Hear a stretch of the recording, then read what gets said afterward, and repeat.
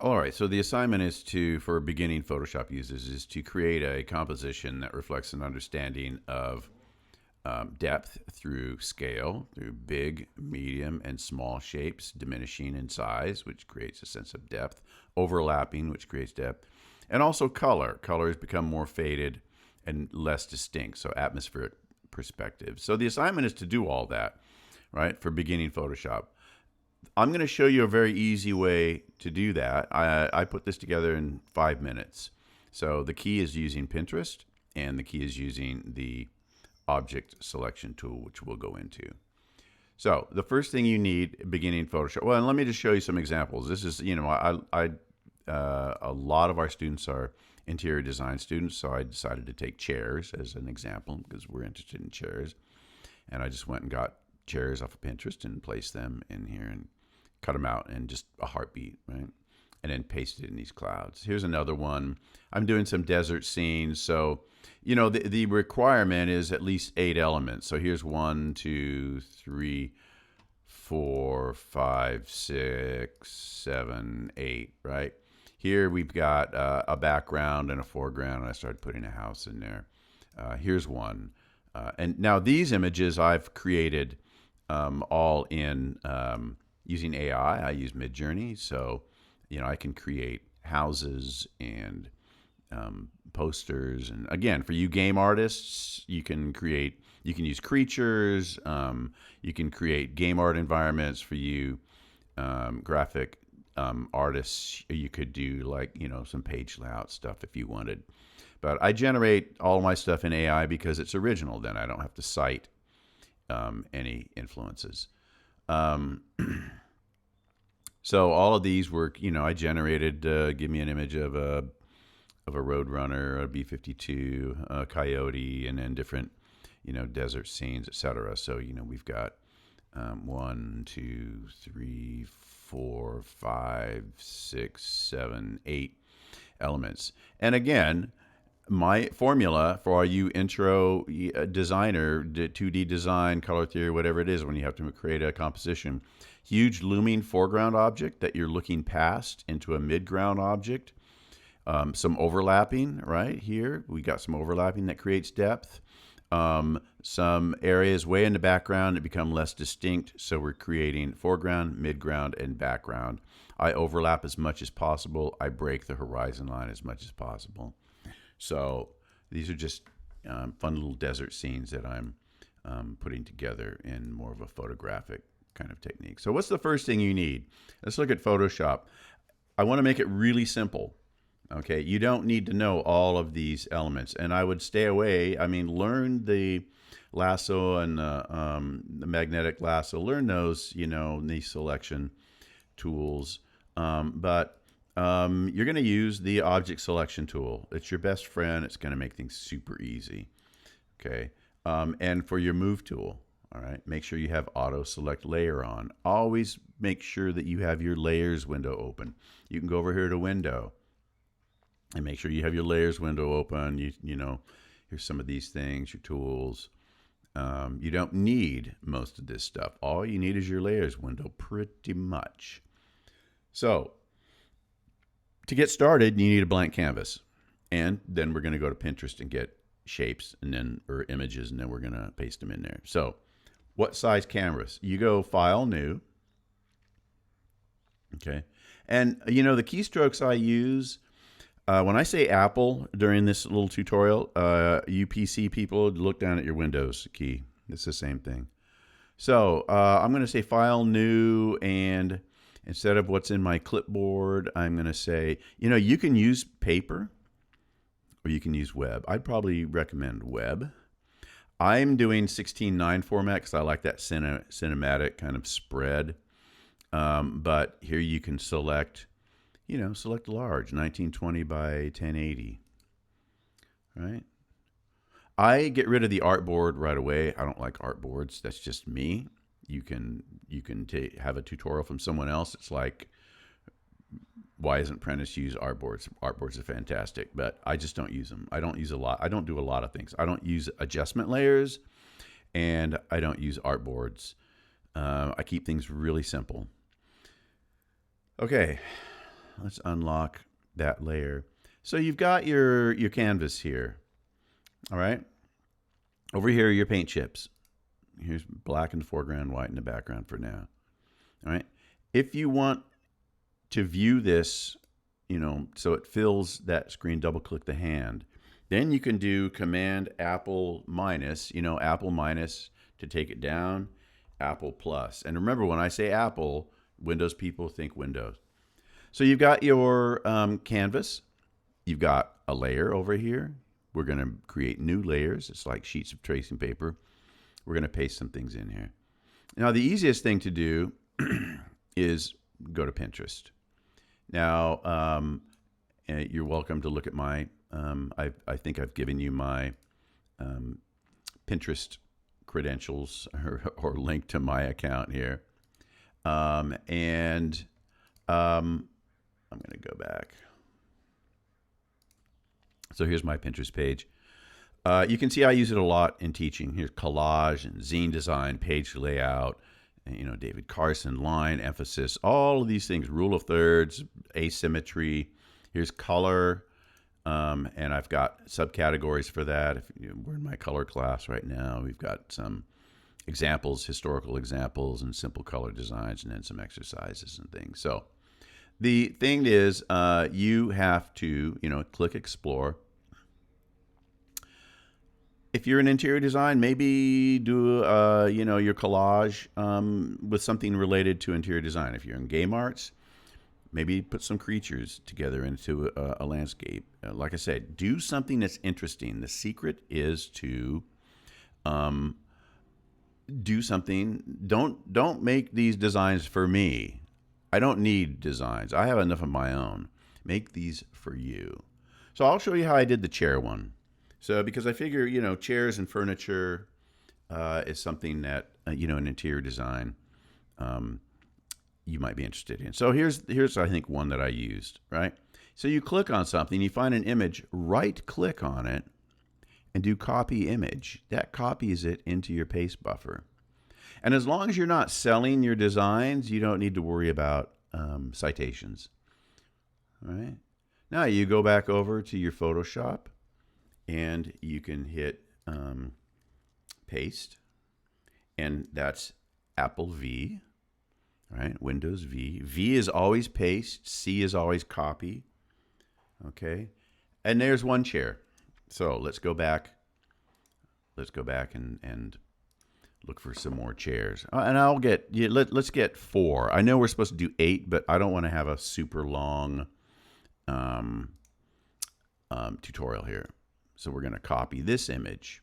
We're going to go over to Photoshop. We're going to hit paste. We're going to go back over. We're going to say, well, I need another chair. Wow, this one's interesting. Okay, so I'm going to copy that image. I'm going to go over. I'm going to paste. Let's get one more. Again, you're going to get 8. And actually, let's get a cat in there. I thought, mixing it up with a cat was kind of cool. So, and I think here's the cat I used. Kind of blurry. That one's better. So let's get that. Let's copy that image. Let's get it over here. So remember, you are doing a design that deals with space. So you need something big, something medium, something small. And you want to put it into a space. Now, let's subdivide this space, okay? So what we're going to do before we go cut these things out is we're going to create a foreground and a background. So all we're going to do is we're going to select that blank layer, right? Let's turn these off. Here's your layers. You can move these around and, make sure the cat's in front or the cat's behind or whatever. See this layer? We're going to take the selection tool, rule of thirds. I'm going to have it in the lower third area, or I could do it in the upper third area if I want the chairs to be emphasized in that foreground. And I am going to fill it right now with black. All right. And the keystroke for filling it with the foreground color is Option Delete. Now, black's kind of severe. Let me show you, since this is a color course, the key to changing colors, and that's going to be Apple U. U is for hue. Okay, so there's your hue saturation window. So let's make that a light gray. Okay, let's make that a light gray. Now, let me show you a trick. Here's your magic wand. Okay, let's select that white area, and let's select it with that background color. And let's bring in, whoops, we're not going to saturate black, right? Let's bring that in, and let's make a little darker background. We can put some skies and things in there later. I'll show you how to do a paste into command. All right. Okay. So is everybody with me so far? We're at 10 minutes, but we've created a canvas. We've gone over and we've found our objects. We've subdivided our space. So we have a foreground and a background. Okay, so we can start developing space. And then we've brought in our elements. Let's take our first element. Here we can turn on the visibility. So, you know, you could use the selection tool to get rid of that white, but here's the key to your success. It's the object selection tool. Make sure you're on the right layer, right, if things aren't working. And if it's not selecting the layer, okay, make it bigger. Now, to make something bigger, you do Command or Apple T, which is transform, and you don't hold down your Shift key, you make this bigger.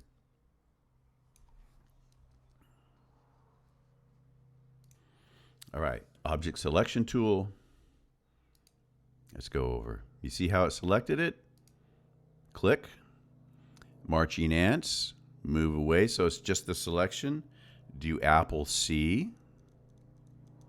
Okay. And you've got the chair now in the paste buffer. Now there's a bunch of things you could do here to get rid of all this background in the chair. I would just select all, which is Apple A, and just get rid of everything there, right? And select your move tool so you don't have that annoying pink. To deselect these marching ants is D, Apple D. Okay, now we're going to paste it in. What is it? Apple V. There's your chair. All right. Let's do the next one. Make sure you're on the right layer. You might want to make this bigger just so it doesn't say, hey, I don't know what to select. Go over to your object selection tool. Click on it. Move away. Copy it. Okay. Select all. Delete it. Paste your chair in. There's two chairs. Let's do two more real quick. Select. Make sure you're on that layer. Let's see if the object selection tool understands this chair. No, see, it's still saying, oh, I want to select everything. There's things I could show you here where you can actually drag around and select that chair. I don't want to make this too complicated right now. By all means, do your own research on using the object selection tool over in, on Adobe or wherever. All right. Copy, select all, delete, and paste. Let's do one more. Oh, let's do the cat, and that'll be it. And then we'll arrange these, and then we'll be done. You can see the object selection tool is so much easier than often what is taught in classrooms that have outdated curriculum, where you're kind of laboriously going around here and selecting these things, right? Am I in the right layer? Okay, it's selected the cat. Copy, select all, delete, and paste. Now, here's where your design chops come in. Keep things out of corners because that creates a visual X. Okay, we don't want static. Make things different sizes and have overlapping. All right, so as I recall, I moved the cat over. So let's make this bigger. Apple T. All right. And what's another thing I always reinforce to my students: reference the edge. We don't want to have everything in this composition. This is not a junk drawer. It's not a box where you put a bunch of stuff. This is a window on a world. So you can't see where the edge of this chair, disappears. Let's move this out of the way. All right. Let's get our medium apple tea. Let's get our medium-sized chair. Let's put that over there. Remember the rule of thirds and asymmetry. All right. Let's turn off the cat because he's annoying me. So, big foreground object. We move past that to look back at the midground object. And then finally, let's have something really small in that rule of thirds area. Okay? Now again, this is only 3 objects: big, medium, small, in a subdivided space. We have all kinds of opportunity to go back in space here, right? Do we want to put the kitty in there, peeking out from behind? If you want to flip something, you go to Edit, Transform, Flip Horizontal. Now he's looking in this way. I may break my rule sometimes and have things coming out of the corner, right? Because I might want to have some overlapping. But that gaze is really apparent. So just be careful about that. I might turn him off for now so we can talk about this. Now, what is it that we were studying in terms of atmospheric perspective and color? If you wanted to colorize these, then you would do Apple U, and let me just back up for a second. The Move tool, you notice how I have Auto Select Layer checked? Anytime I click something, look over here. It's jumping to that object, right? So, if you wanted to colorize that, you could do Apple U. You could hit Colorize. You could change the saturation. You could change the lightness. And you could change the hue. All right? If you wanted. All right? The other thing you can do is change the contrast, the lights and darks in this. That is levels, and that is Apple L. Here you can see where the darks are. There's no blacks. We can bring the blacks up. There's not that many whites. We can bring the whites up. Here's your midtones. So you can adjust the contrast there.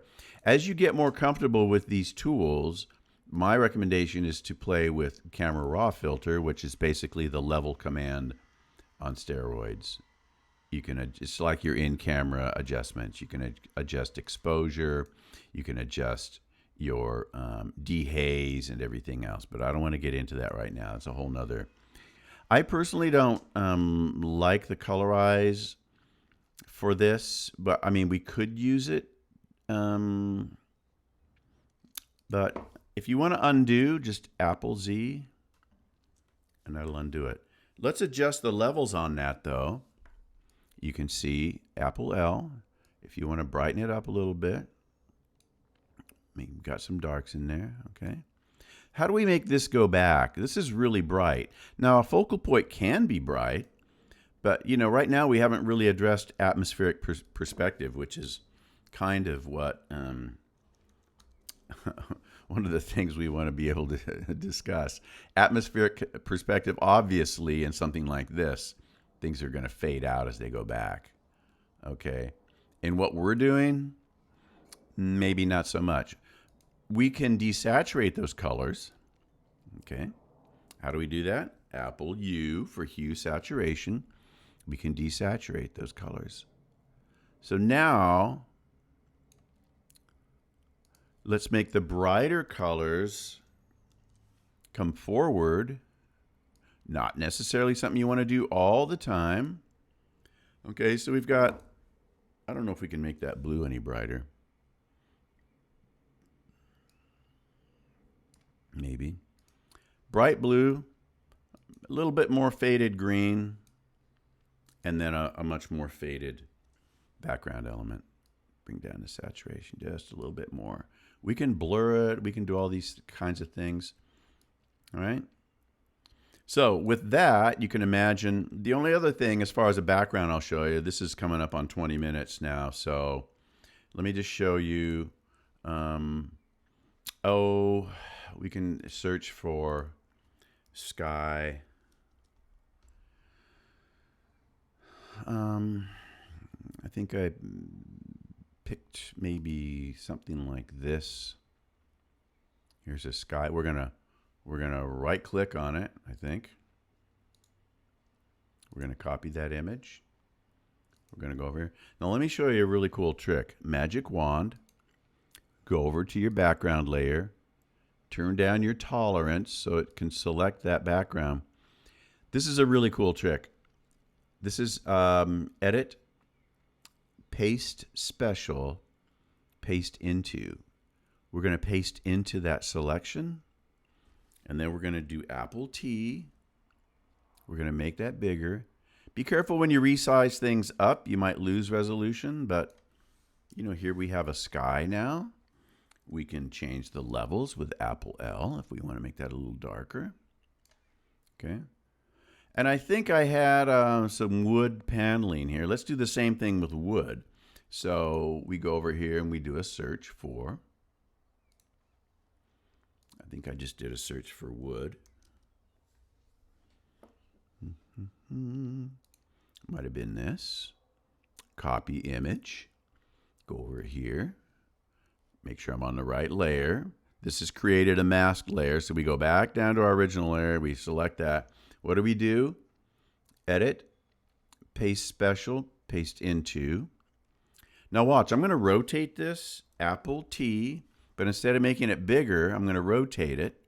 Hold down the Shift key if you want it to snap.